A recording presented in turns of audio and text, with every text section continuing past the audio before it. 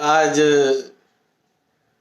3 अगस्त 2020 धम्मपद हम कहेंगे, लेकिन उसके पहले एक सभी को सूचना देना चाहते हैं। आज 3 अगस्त 2020 श्रावण मास की पूर्णिमा है। इस पूर्णिमा के अवसर पर आज सुबह हमने हमारे सर्वोदय महाबुद्ध विहार टिळक नगर चेंबूर मुंबई में अच्छा कार्यक्रम हुआ। सुबह विपश्यना का अभ्यास हुआ, मंगल मैत्री हुई, परित्राण हुआ सुबह 6:30 बजे। लेकिन वो हम ब्रॉडकास्ट नहीं कर सके, वहाँ वाईफाई की व्यवस्था नहीं है। हम ऊपर के फ्लोर में है, वो ग्राउंड फ्लोर में व्यवस्था भी नहीं है। लेकिन विशेष प्रोग्राम हम इस श्रावण मास की पूर्णिमा के निमित्त आज 3:30 बजे दोपहर में आज विशेष प्रवचन और परित्राण सभी लोगों के हित और सुख शांति के लिए हम कहेंगे। श्रद्धावान उपासक उपासिकाएं, सभी दायक दायिकाएं, सभी भाई बहनें सभी ने उनका लाभ लेने का प्रयास करें। आज दोपहर 3:30 बजे विशेष देशना होगी पूर्णिमा के निमित्त से। आप सबका मंगल हो। आज धम्मपद 128, आज दिनांक 3 अगस्त 2020। और ये जो धम्मपद की गाथा है, तथागत बुद्ध ने कपिल वस्तु में रहते समय एक बड़े अनोखे प्रसंग पर की है। उस पर हम आज प्रकाश डालेंगे। ये गाथा है। न अंत लिखे न समुद्र मध्य, न पब्बतानं विवरं पविस्स, न विज्जति सो जगति पदेशो, यथा न पसह्य मच्युति।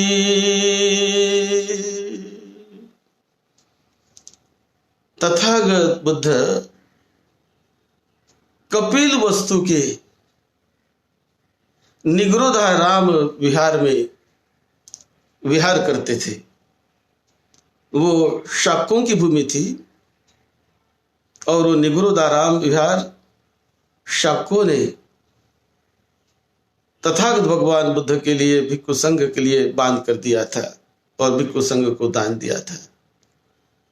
तो वहां तथागत बुद्ध रहते थे भिक्षु संघ के साथ।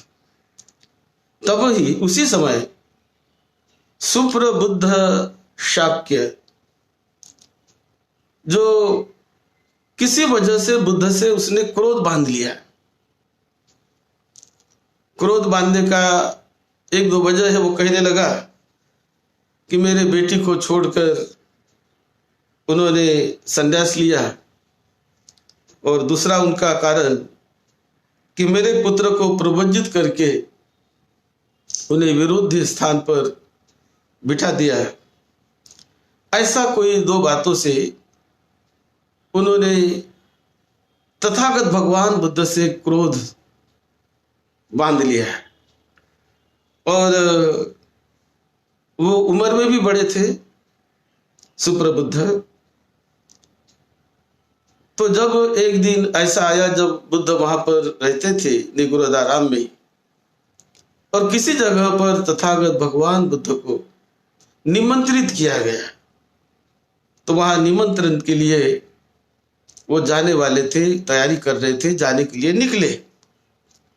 लेकिन ऐसे समय यह सुप्रबुद्ध शाक्य, जिसने बुद्ध के विषय में क्रोध बांध लिया मन में, तो उन्होंने निश्चय किया कि मैं आज बुद्ध को निमंत्रण स्थान पर नहीं जाने दूंगा। ऐसा उसने निश्चय कर लिया, नहीं जाने दूंगा मैं। और जब बुद्ध जाने के लिए निकले तो जिस रास्ते से बुद्ध को जाना था उस रास्ते पर मद्य पीकर वो बैठे रहा और कहने लगा मैं नहीं जाने दूंगा। और मद्य पीकर मद्य पीता रहा, कुछ लोग भी उनके साथ रहे होंगे और बैठे रहा, बोले मैं नहीं जाने दूंगा आज बुद्ध को। तो बुद्ध निकले अपने कुटी से और जाने के लिए बुद्ध निकले। आनंद भी साथ में थे और निकल कर जब उन्होंने ये सुना और देखा तो बुद्ध लौटकर आ गए बिहार में। बुद्ध नहीं गए और लौटकर बिहार में आ गए आनंद के साथ। तो ये सुप्रबुद्ध को अच्छा लगा, देखो मैंने नहीं जाने दिया, बुद्ध लौट गए, आज भोजन के लिए नहीं जाएंगे वो। लेकिन वो क्या कहते हैं ये जानने के लिए सुप्रबुद्ध ने एक दास, उनका एक सेवक उन्होंने भेज दिया कि तुम जाकर देखो जरा वो क्या चर्चा करते हैं, क्या करने वाले हैं, क्या कहते हैं। तो इनका एक गुप्तचर सुप्रबुद्ध का, वो गुप्तचर वहां गया और वहां जाकर वो देखता है कि बुद्ध तो वापस चले गए। तो आनंद के साथ बुद्ध बात कर रहे थे, कुछ भिक्षु भी थे। तो बुद्ध ने आनंद को कहा, देखो आनंद, ये जो सुप्रबुद्ध ने जो काम किया है ना आनंद, ये बड़ा ही अनुचित और बड़ा अविवेकपूर्ण इन्होंने काम किया है, ऐसा नहीं करना था। बुद्ध को भोजन के लिए जाते रोकना, जब बुद्ध पिंडपात के लिए जाना चाहते हैं और उन्हें रोकने का प्रयास करना, ये बड़ा ही निकृष्ट दर्जा का काम है और ये बड़ा ही पापमय कृत्य है, बड़ा अविवेकपूर्ण काम सुप्रबुद्ध ने कर लिया। तो आनंद, आज से 7वें दिन ये सुप्रबुद्ध अपने ही प्रासाद के नीचे जमीन फट जाएगी और ये उसमें घुस जाएगा, ऐसा उसने आनंद को बोल दिया। अब यह बात जब वो गुप्तचर ने सुनी कि बुद्ध ने ऐसा बोला कि 7 दिन के बाद मैं मेरे ही प्रासाद में जमीन के नीचे धंस जाऊंगा, ऐसा जो बोला, तो वो गुप्तचर ने जब बात इनको बता दी सुप्रबुद्ध को, तो सुप्रबुद्ध कहने लगा, अरे वो क्या, मुझे कौन मार सकता है, और मैं ये बात झूठी करके बताऊंगा। बुद्ध को लगता है ना कि मैं जो भी बोलता हूं सब सही हो जाता है, ऐसा बड़ा गर्व चढ़ा है बुद्ध को कि मैं जो भी बोलता हूं वो सत्य हो जाता है। तो मैं इस बात को सत्य नहीं होने दूंगा, ऐसा सुप्रबुद्ध बोलने लगा। और बुद्ध तो क्या उम्र में मेरे से छोटे हैं, मैं तो उम्र में बड़ा हूं उनसे, तो मैं ये नहीं होने दूंगा और उनका वचन मैं झूठा साबित करके मैं रहूंगा और उन्हें बताऊंगा कि देखो कैसा वचन तुम्हारा झूठा साबित कर दिया मैंने। तो इस प्रकार ये सुप्रबुद्ध ने संकल्प किया और उन्होंने ऐसा संकल्प किया कि 7 दिन तक मैं नीचे उतरूंगा ही नहीं। वो कहते हैं ना नीचे के तल में जमीन फटेगी, तो उसने क्या किया, अपने घर के सभी लोगों को बता दिया, 7 मंजिल पर वो चढ़ा और 7वें मंजिल पर चढ़कर उसी दिन से वो चढ़ा, और वहां 7वें मंजिल पर चढ़कर वहां पर अपना सब रहने की सारी व्यवस्था उन्होंने कर दी। मैं नीचे उतरूंगा ही नहीं, और बुद्ध के वचन को झूठ साबित करेंगे। तो ऐसा उसने संकल्प किया।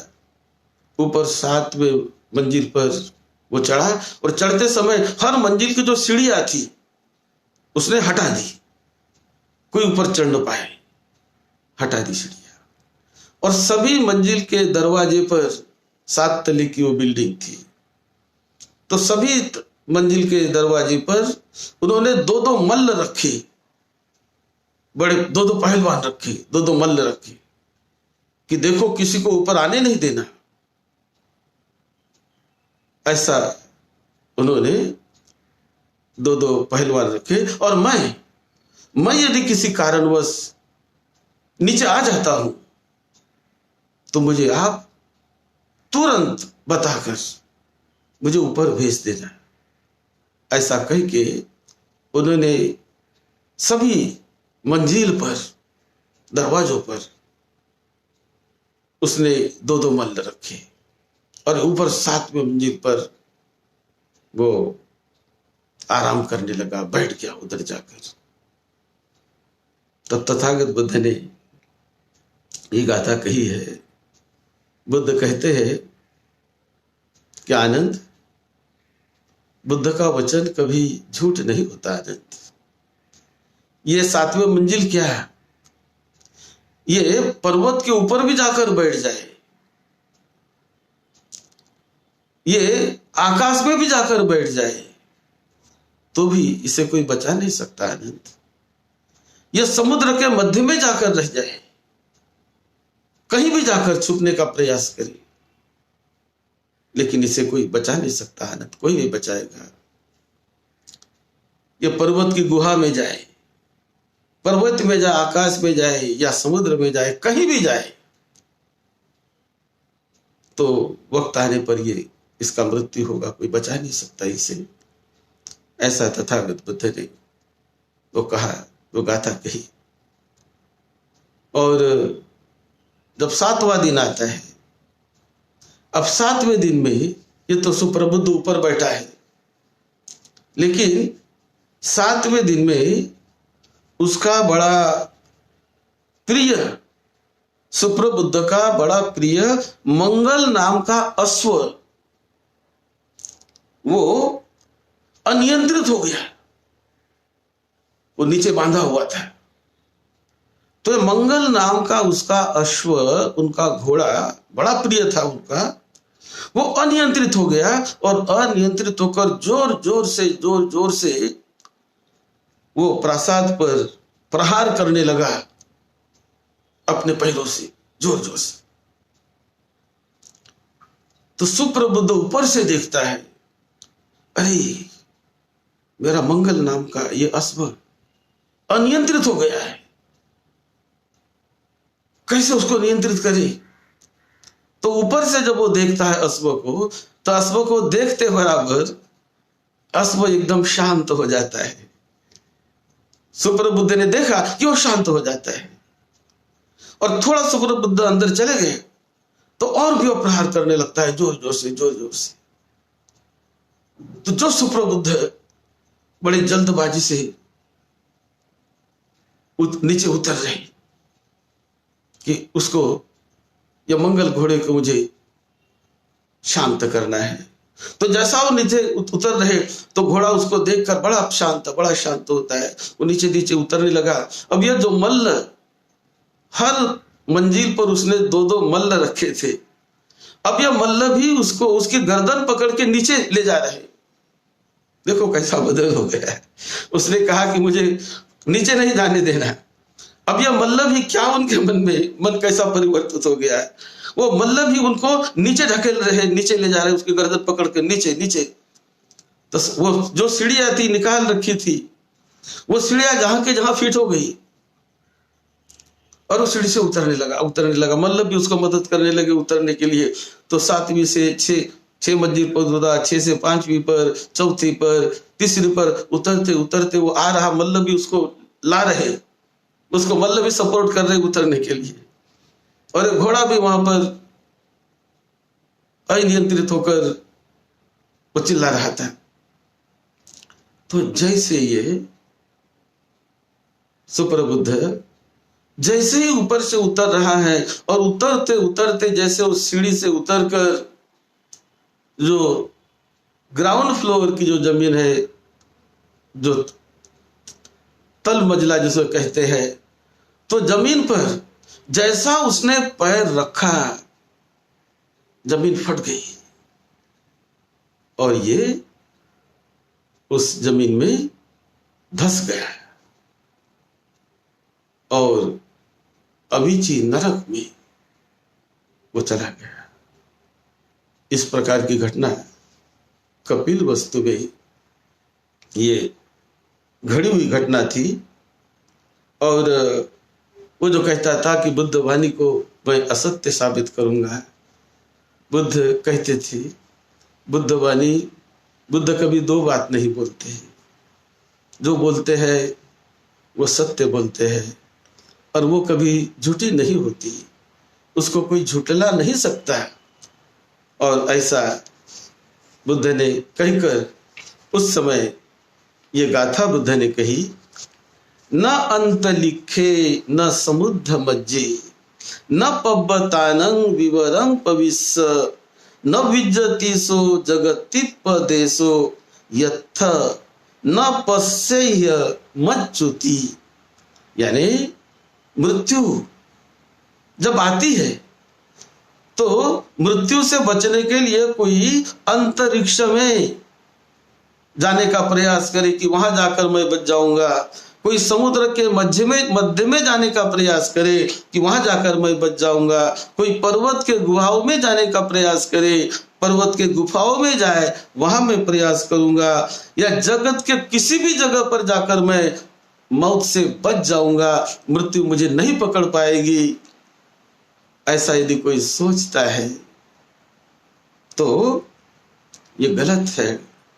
मृत्यु कहीं भी हो, इस विश्व में ऐसी एक भी जगह नहीं है कि जहां मृत्यु उसे पकड़ नहीं सकती और जहां मृत्यु उसको ले नहीं जा सकती। ऐसी कोई जगह नहीं है भिक्षु। कहीं भी जब वक्त आता है तो कोई कहीं भी रहे, किसी जगह पर रहे, किसी गुहा में रहे, किसी मकान में रहे, कोई समुद्र में रहे, कहीं भी रहे, तो मृत्यु का जब वक्त आता है तो उसे वो उठा ले जाती है, उसका मृत्यु हो जाता है। यही तथागत भगवान बुद्ध ने इस सुप्रबुद्ध के उद्देश्य से और इस घटना के संबंध में कपिल वस्तु में ये धम्म देशना तथागत बुद्ध ने दी। और ये धम्म देशना देकर बहुत सारे लोगों को श्रोतापन्न फल भी मिल गया, क्योंकि बुद्ध वाणी जो होती है, बुद्ध वाणी बड़ी गंभीर अवस्था से होती है। आगे आगे पीछे भूत भविष्य सारे देखने वाले तथागत बुद्ध, उनकी वाणी कभी दो नहीं होती, कभी बुद्ध दो बात नहीं बोलते, जो बोलते हैं वो सत्य बोलते हैं, सही हो जाता है। यही बुद्ध का बल होता है। बुद्ध कोई सर्वसामान्य व्यक्ति जैसे नहीं होते, वो तो सुप्रीम ज्ञान वाले, सुप्रीम तप साधना करने वाले, विश्व भर को जानने वाले और संपूर्ण विश्व मंडल के सभी लोगों को जानने वाले ऐसे तथागत बुद्ध होते हैं। और उनका वचन झूठ नहीं होता, कोई दो वचन नहीं होते और कोई उसको झूठा नहीं कर सकता। यही इस गाथा में तथागत बुद्ध ने बताया है। आप सबका मंगल हो, सबको निरोगत्व मिले, सबको सुख शांति मिले, यही मंगल कामना के साथ सद्धम्म की सेवा में, आपकी सेवा में डॉक्टर भदंत राहुल बोधी महाथेरो।